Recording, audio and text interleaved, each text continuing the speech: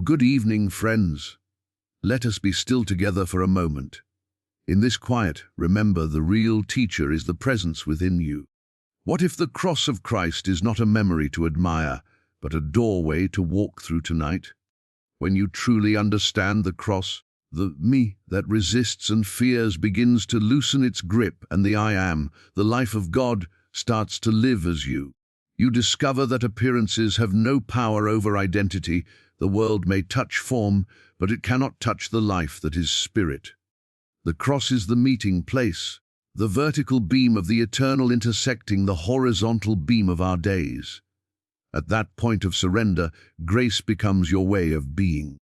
This is not a call to suffering, but to yielding, the quiet release of personal will into the current of the infinite.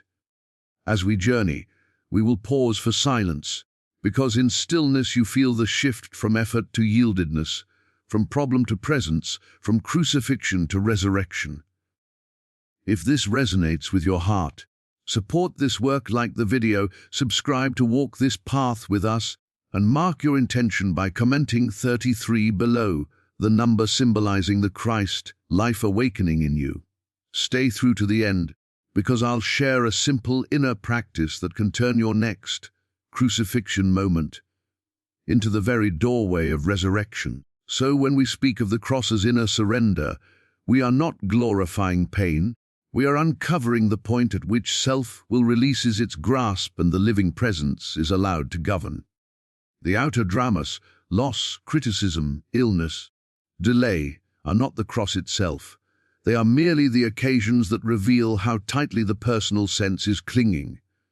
The cross is the invisible turning, the quiet yes whispered in the heart when everything in you wants to fight, justify, or flee. Inner surrender is not passivity. It is the most vital movement of consciousness, the relinquishment of the claim, I am a separate doer, and the consent to be lived by the Spirit. In that yielding, you do not become weak, you become transparent to a strength not your own. Choices, words, and actions still unfold, but with a quality of effortless rightness, like a leaf moved by a wind it does not manufacture. Notice how the personal self tries to manage life, planning safety, defending image, rehearsing arguments, bargaining with God. That is the horizontal beam time, memory, projection, anxiety. The moment you turn within and rest attention in the presence, the vertical beam appears. Where they meet, that still center where you say, not my will, but thy will moving as me. There is the cross. And there, without fanfare, the burden drops. The problem may remain in appearance, yet its power to define you dissolves. Surrender does not ask you to love pain or to dignify injustice. It asks you to withdraw your belief that pain or injustice can govern your being. When the mind stops announcing enemies and probabilities, another order becomes visible. Solutions arise that logic could not script. Sometimes a wordless peace becomes the entire answer, and from that peace, wise action simply happens, free of the fever to win or the fear of loss. To practice, let a small crucifixion moment be your teacher, the email that stings, the plan that collapses, the diagnosis that unsettles. Before you react, pause, feel the impulse to rush, defend, or fix. Acknowledge it, and then let the breath soften. Turn attention to the depth behind thought and silently recognize presence is here, all-knowing, all-sufficient. Do not try to use God to change the scene. Let the scene be, while you consent to be changed. In that consent, a subtle exchange takes place, agitation for quiet, resistance for trust, isolation for communion. This surrender is not a one-time heroism, but a continual willingness. The personal sense dies many small deaths, and with each release, something brighter lives through you. You discover that love does not originate in you. It flows as you when you are out of the way. You discover that guidance does not arrive as strain.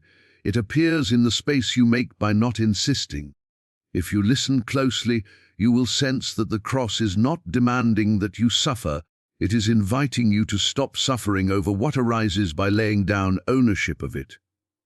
The more quickly you surrender the claim to control, the more gently life moves.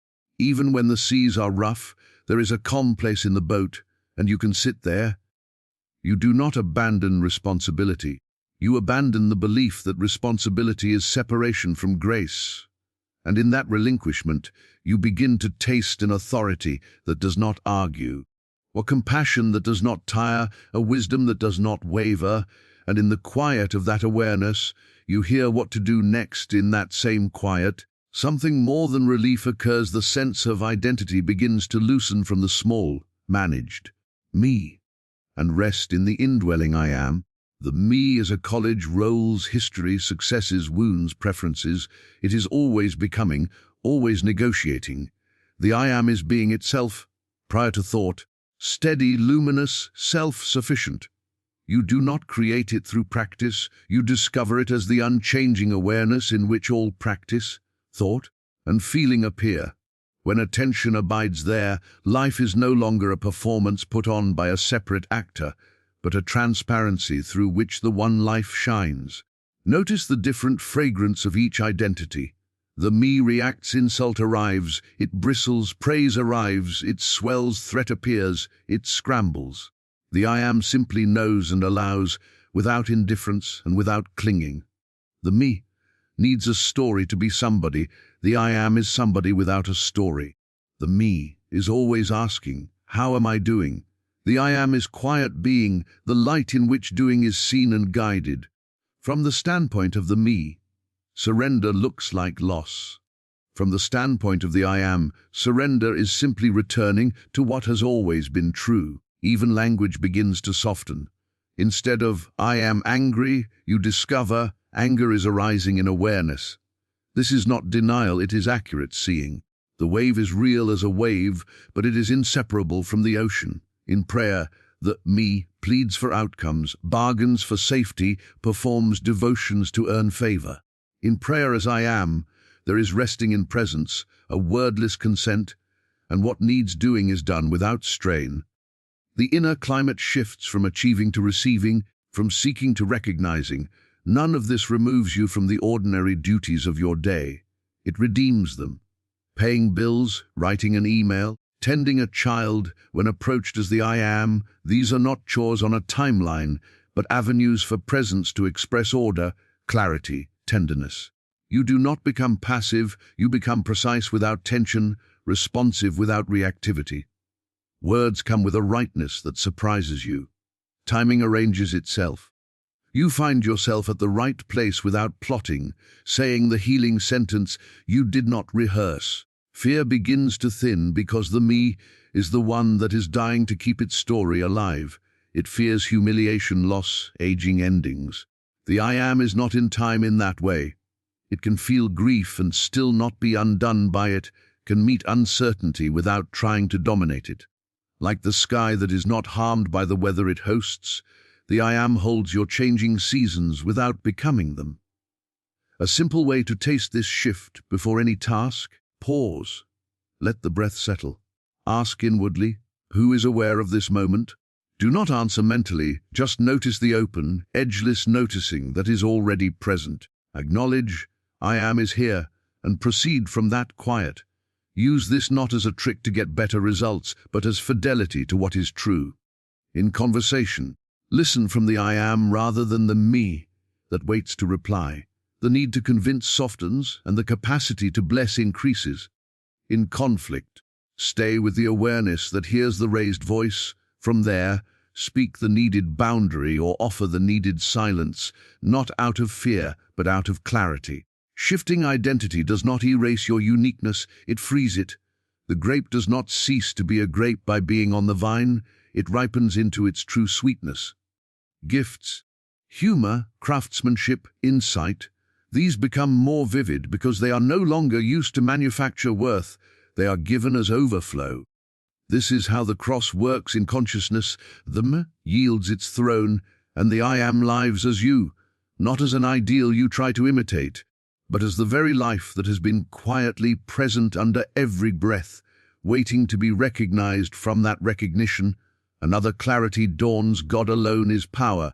Appearances lose authority. The ancient temptation is to believe in two powers, spirit and matter, good and evil, health and disease, locked in a contest for your life. When identity abides as the I am, the contest dissolves, not because appearances vanish on command, but because they are seen as pictures without independent causation. They announce themselves loudly, but they cannot act upon being. They borrow their apparent force from fear, from fascination, from our consenting to them as something other than a passing suggestion in awareness. To say God alone is power is not to close our eyes to pain. It is to stop giving pain the scepter. A symptom can throb, a bill can arrive, a threat can shout. We acknowledge the event while declining to enthrone it. You are not asked to pretend the ocean is calm. You are invited to discover that the depth is calm even while the surface moves. The authority is in the depth. The wave can splash, but it cannot drown the ocean that contains it. In this seeing, we withdraw the energy that keeps problems inflated. Resistance is one way we energize appearances, fascination is another. The more we argue with a shadow on the wall, the more real it feels. Turn from the wall to the light. In practice, that means pausing in the face of the claim and resting as presence before any attempt to fix. The inner stance is not, I will make this go away, but I recognize only one law, one life, one cause, and I consent to that alone. From here, appropriate human steps arise, calling the doctor, speaking a boundary, adjusting a plan, yet they are instruments, not powers. The source is the only power. The instruments are channels the source may use, and their effectiveness is the transparency with which they serve. Consider how fear works. It whispers that a condition has its own authority to define your day, your peace, your future. When you accept that whisper, you live under the jurisdiction of the condition. When you return to the I am, you come back under the jurisdiction of grace. The condition may still request attention, but it no longer claims your identity. This is why stillness heals. It is the act of vacating the throne of second causes and letting the one sit where the mind had placed many a simple inner handling. Name the claim impersonally, an appearance of lack, an appearance of conflict, an appearance of illness, so the mind stops personalizing it as my lack, my conflict, or illness. Then realize, well, not by force but by remembrance, that presence is the substance, law, and life right here. Hold no picture of outcomes, let the recognition stand naked. Often, the sting is drawn out immediately. Sometimes the picture shifts over hours or days. Sometimes nothing outward changes, yet the inward tyranny is gone, which is the deeper freedom from which new order can unfold without coercion. You do not become naive, you become fearless. You become less impressed by costumes of authority. A number on a screen may look like scarcity, it is only a symbol. Supply is the movement of divine ideas, and symbols rearrange when ideas flow. A tone of voice may look like power, authority is not in volume, but in truth. Even mortality presents itself as an ultimate decree.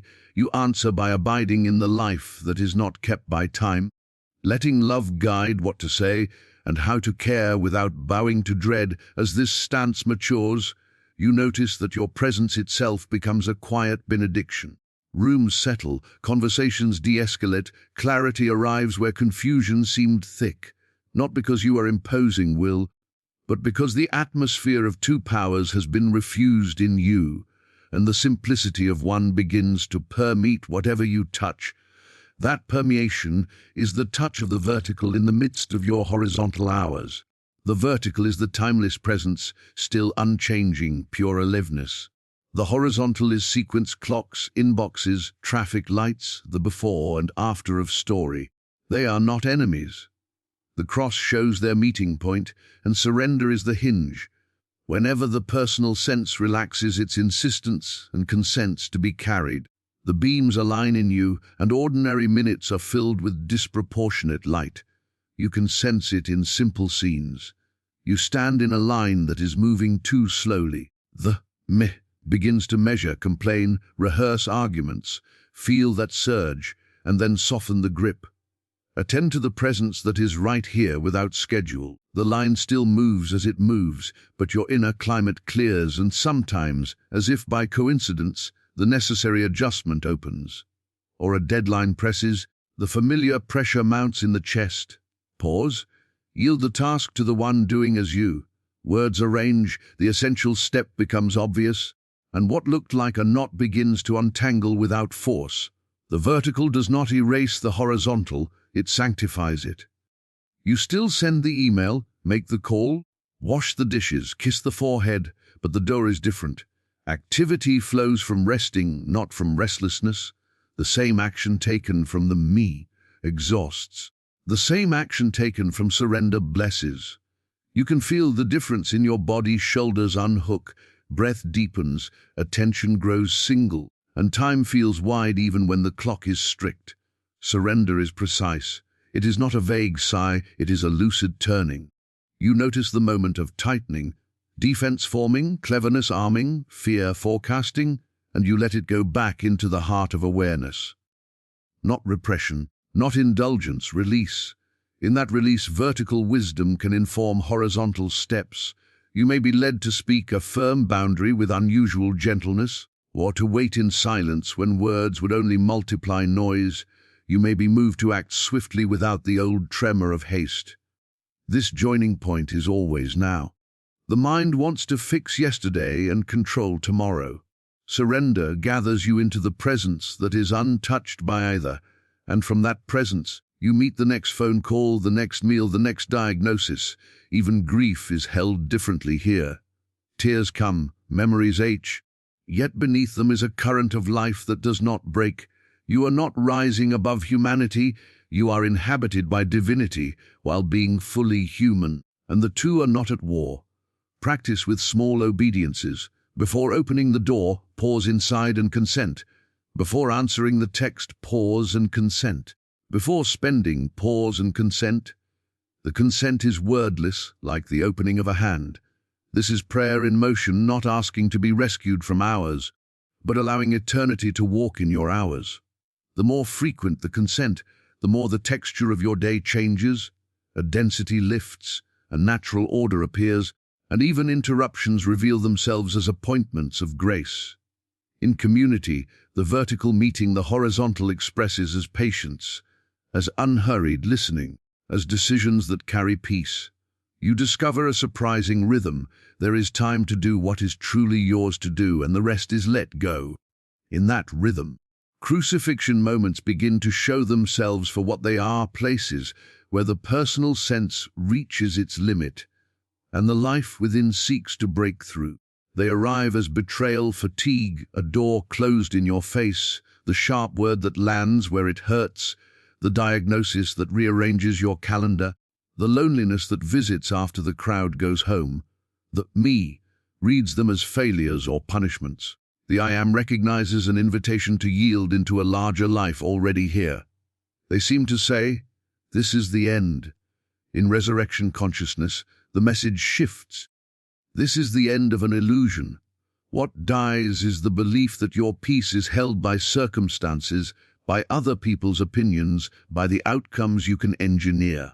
What rises is the certainty that life is self-sustaining and present, and that your being is rooted in that life, not in the weather of events. Transmutation begins in the pause, not in the fix.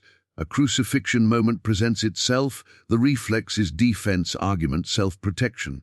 Instead, you turn inward and stand in the awareness that needs no defense. You do not deny what is happening, you deny its power to define your essence. From that inner acknowledgement, the pressure that binds the moment starts to loosen, and a space opens in which a new seeing can be given. Try it in a scene of misunderstanding. Someone assigns motives to you that are not yours. The me wants to litigate. Breathe.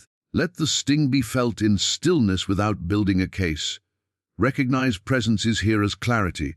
From there, words may come, or a quiet boundary, or a willingness to let the other keep their picture without forcing a correction. Often the atmosphere shifts, whether or not the story changes at once. You are no longer nailed to it. Try it in a loss of work or income. The storm of survival fear rises, timelines and calculations crowd the mind.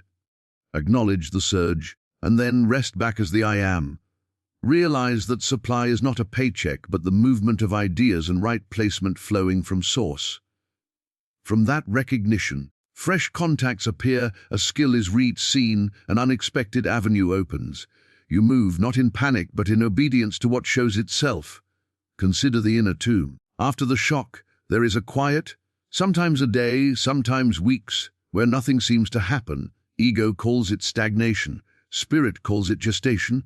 In that quiet, refuse the compulsive picking of outcomes. Let the stone roll by itself. The stone of needing to be seen right, the stone of demanding immediate resolution, the stone of rehearsing old scenes. The dawn that follows carries a light you did not manufacture. Forgiveness, too, is part of this alchemy. Not the strained pardon of the me, trying to be righteous, but the simple recognition that only ignorance wounds, and ignorance is not a person but a state of forgetfulness. When you see this, the hook comes out of your heart.